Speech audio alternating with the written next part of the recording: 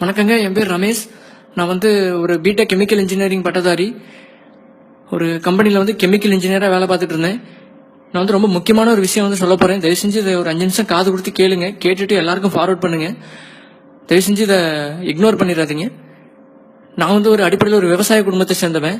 எங்கள் குடும்பத்தில் நான் தான் முதல் பட்டதாரி. அதை நினச்சி நான் ரொம்ப பெருமைப்பட்டிருக்கேன். ஆனால் இன்னைக்கு நான் பார்க்குற வேலையை நினச்சி நான் ரொம்ப வேதனைப்படுறேன் இந்த படிப்பை நினச்சி. என்ன விஷயம்னு பார்த்தீங்கன்னா, நம்ம சாப்பிட்ற சாப்பாடு பண்டங்கள் எல்லாமே இன்னைக்கு ரொம்ப கெமிக்கல் மயமாக இருக்கு. 2-3 நாளைக்கு முன்னாடி நான் ஃபேஸ்புக்கில் ஒரு பதிவு பார்த்தேன். அதில் போட்டிருந்தாங்க, இந்த மாதிரி சாக்லேட்டுக்கும் ஐஸ்கிரீமுக்கும் அடிமையான கடைசி தலைமுறை நம்ம தலைமுறையாக இருக்கட்டும் அப்படின்னு போட்டிருந்தாங்க. அதை படிச்சுட்டு நான் நினச்சேன், என்னடா ஐஸ்கிரீமும் சாக்லேட்டும் குழந்தைங்களுக்கு ரொம்ப பிடிச்ச விஷயம், இது கூட சாப்பிடலன்னா எப்படி, எல்லாத்துலேயும் குத்தம் குறை கண்டுபிடிக்கிற மாதிரி இருக்கு அப்படின்னு நினச்சேன். அப்புறம் அதை பற்றி ஒரு கெமிக்கல் இன்ஜினியரா அதை பத்தி படிக்கிறதுக்காக வேண்டி முயற்சி பண்ணேன். நான் வேலை செய்யற கம்பெனிலேயும் சில தப்புகள்லாம் நடக்குது. அது என்னன்னு நான் சொல்றேன். முதல் விஷயம் இந்த குழந்தைங்க மிட்டாய் ரொம்ப விரும்பி சாப்பிட்றாங்க. இந்த ₹1 ₹2 சாக்லேட் ஐட்டம், அப்புறம் இந்த டைரி மில்க், அப்புறம் இந்த நிறைய சாக்லேட் ஐட்டம்லாம் சாப்பிட்றாங்க. அப்புறம் இந்த ஜூஸ், நிறைய இந்த பாட்டில் அடைச்சு வர்ற juice, mango juice, Coca Cola, இந்த மாதிரி ட்ரிங்க்ஸ், கோலா, இந்த மாதிரி பானங்கள்லாம் குடிக்கிறாங்க.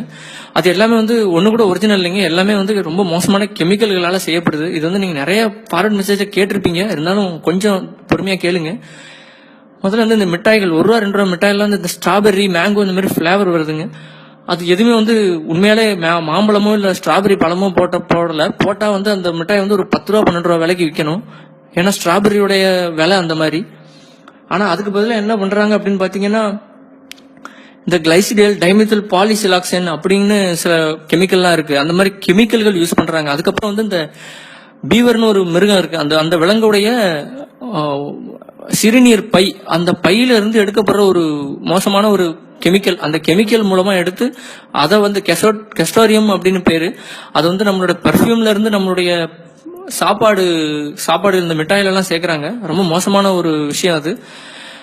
அதுக்கப்புறம் ரெண்டாவது பாத்தீங்கன்னா, நீங்க இந்த இப்போ இந்த நிறைய ஃப்ரைடு சிக்கன் அப்படின்னு நிறைய கடை வந்திருக்கு. அந்த சிக்கன் கடையில பாத்தீங்கன்னா, இந்த நக்கெட்ஸ், சிக்கன் நக்கெட் அப்படின்னு சொல்றாங்க, சின்ன சின்ன சிக்கன் பீஸ். அதுல பாத்தீங்கன்னா ரொம்ப மோசமான ஒரு கெமிக்கல், டெர்ஷரி புட்டைல் ஹைட்ரோகுயினோன், TBHQ அப்படின்னு சொல்லுவாங்க. நீங்க கூகுள்ல பாத்தீங்கன்னா தெரியும், பூட்டேன் அப்படின்னு சொல்லுவாங்க. அந்த கெமிக்கலை அது உபயோகிச்சு அதை இது பண்றாங்க. ஏன்னா அது பெட்ரோலியம்ல இருந்து கொண்டு வர ஒரு கெமிக்கல்.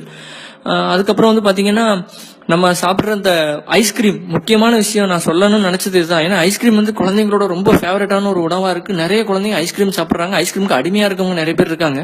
ஆனா அந்த ஐஸ்கிரீம் என்னைக்காவது யோசிச்சிருக்கீங்க, அது ஏன் கெட்டி ஆகாம, இப்ப நீங்க வீட்டுல பால் எல்லாம் சேர்த்து ஃப்ரிட்ஜுக்குள்ள வச்சீங்க அப்படின்னா அது கட்டி ஆயிரும், ஒரு கல்லு மாதிரி ஆயிரும். அதான் ஃப்ரீசிங் அப்படிங்கறதுடைய வேலை. ஆனா அந்த ஐஸ்கிரீம் எப்பவும் என்னதான் -டிகிரில இருந்தாலும் அது மாவா வருது. அது ஏன்னு யாராவது யோசிச்சிருக்கோமா? அதுக்கு காரணம் அதுல சேர்க்கப்படுற ப்ரொபிலின் கிளைகால் அப்படிங்கிற ஒரு கெமிக்கல். அந்த கெமிக்கல் எதுல இருக்குன்னு பாத்தீங்கன்னா, அதோட இன்னொரு ஃபார்ம் எத்திலின் கிளைகால் அப்படின்னு பேரு. அது இந்த கார்ல இருக்க ரேடியேட்டர்ல யூஸ் பண்ணுவாங்க. எதுக்கு அப்படின்னா, உறைஞ்சு போயிடக்கூடாது தண்ணி அப்படிங்கறதுக்காக யூஸ் பண்ணுவாங்க. அதே கெமிக்கலை 1%, 100 கிராமுக்கு 1 கிராம்ங்கிற விதம் ஐஸ்கிரீம்ல கலக்குறாங்க. அப்படி கலக்குறதுனாலதான் ஐஸ்கிரீம் மாவா இருக்கு. எப்பவுமே ஐஸ்கிரீம் நமக்கான உணவு கிடையாது. தயவு செஞ்சு உங்க குழந்தைகளுக்கு இந்த ஐஸ்கிரீம்ங்கிறது வாங்கி கொடுக்காதீங்க. அதுக்கப்புறம் பாத்தீங்கன்னா, இந்த வெண்ணிலா அப்படிங்கிறாங்க. இந்த வெண்ணிலா பிளேவர் அது எல்லாருக்கும் பிடிக்கும். அது ஒரு டேஸ்ட். ஆனா அந்த பிளேவருங்கிறது தயாரிக்கிறதுக்கே ஒரு குறைஞ்சது இந்தியாவில மட்டுமே 110 கெமிக்கல் கம்பெனிகள் இருக்கு பிளேவர் தயாரிக்கிறதுக்கு மட்டும். அந்த கெமிக்கல் பாத்தீங்கன்னா, வெண்ணிலா, அப்புறம் இந்த ஸ்ட்ராபெரி, இது எல்லாமே கெமிக்கல். இந்த வெண்ணிலாங்கிறது பாத்தீங்கன்னா, வேனிலின் அப்படிங்கிற ஒரு செடியில இருக்கிற ஒரு பீன்ஸ்ல இருந்து கிடைக்கக்கூடிய ஒரு வஸ்து.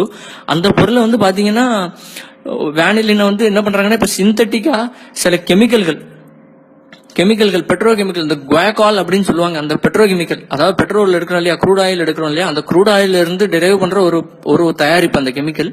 அந்த கெமிக்கலை நல்லா ப்ராசஸ் பண்ணி அதுல இருந்து வர்றதுதான் வேனிலின் அப்படிங்கிறது. உண்மையான வேனிலின் ரொம்பவும் காஸ்ட்லியான, இந்த குங்குமப்பூ மாதிரி ஒரு தாவரம் அது. ஏன்னா அது இந்த மடகாஸ்கர், அப்புறம் தென்மேற்கு ஆசியா கண்டங்கள்ல சில நாடுகள்ல மட்டும்தான் அது விளையுது. அந்த வெனிலின் வச்சு நம்ம வெண்ணிலா தயாரிச்சோம் அப்படின்னா பாத்தீங்கன்னா, அது கிட்டத்தட்ட ஒரு கிலோ ₹10,000 இருந்து ₹16,000 விலை வரைக்கும் உண்டு. ஆனா இந்த சைனால இருந்து சிந்தட்டிக்கான வேனிலின் தயாரிச்சு கொடுக்குறாங்க. அந்த வேனிலின் பாத்தீங்கன்னா 1 கிலோ ₹300 தராங்க. அதை தான் வந்து இந்தியாவில் இருக்க பெரும்பாலான ஐஸ்கிரீம் கம்பெனிகள் வாங்கி ப்ராசஸ் பண்ணி தங்களோட ஐஸ்கிரீம்ல சேர்த்து விற்கிறாங்க. நீங்க எந்த ஐஸ்கிரீம் எடுத்துக்கிட்டாலும் அது கெமிக்கலால இது பண்ண ஐஸ்கிரீம் தான். அதுவும் இல்லாமல் பால் வந்து ஒரு 20-30% தான் பால் சேர்ப்பாங்க. மீதி 70% வந்து பாத்தீங்கன்னா இந்த மாதிரி மோசமான கெமிக்கல்கள் போட்டு தான் தயாரிக்கிறாங்க. தயவு செஞ்சு குழந்தைகளுக்கு இந்த மாதிரி மிட்டாய், சுகர் பேஸ்ட் கன்ஃபெக்ஷனரி அப்படின்னு சொல்லுவாங்க, அந்த மாதிரி மிட்டாய் வாங்கி கொடுக்காதீங்க. நான் சொல்ற உண்மையா இல்லையான்னு உங்களுக்கு சந்தேகமா இருந்துச்சுன்னா தயவு செஞ்சு கூகுள்ல போய் தேடுங்க. அதை பத்தி நிறைய பேர் எழுதியிருக்காங்க. எனக்கும் ஆச்சரியமா இருந்துச்சு. நானும் அப்படிதான் தேடி கண்டுபிடிச்சேன்.